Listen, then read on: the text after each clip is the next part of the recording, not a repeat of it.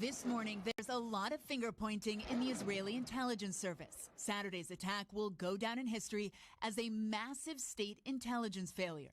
The Palestinian Hamas militant group catching Israel both completely by surprise and also deeply unprepared.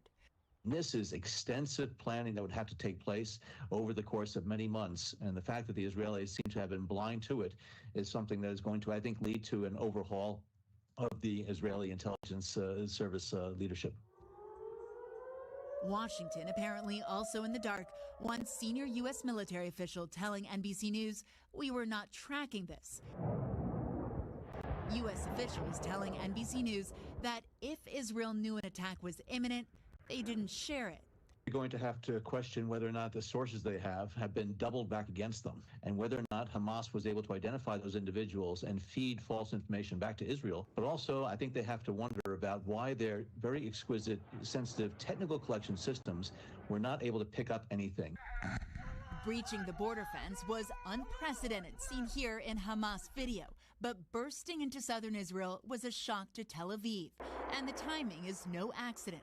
Exactly 50 years ago, the 1973 October invasion by Egypt and Syria also caught Israel completely off guard.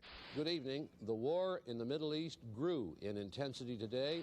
Over the last year, a record number of Palestinians killed and an uptick in Israeli settler violence and Israeli military raids in the occupied West Bank. For more than a year now, experts have been warning that things are reaching a boiling point. There was nowhere for the story to go except a breaking point with a right-wing Israeli government that doesn't recognize that Palestinians exist, doesn't want to talk about Palestinians having freedom in a country of their own.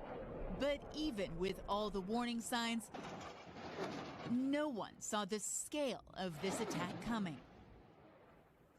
Now, Willie, overnight, a spokesperson for the Israeli military was asked about this massive intelligence failure. He said this is not a question for right now. Right now, the focus is on saving lives and securing those settlements and cities in southern Israel. He also said we expect to evacuate Israeli civilians further away from the Gaza Strip.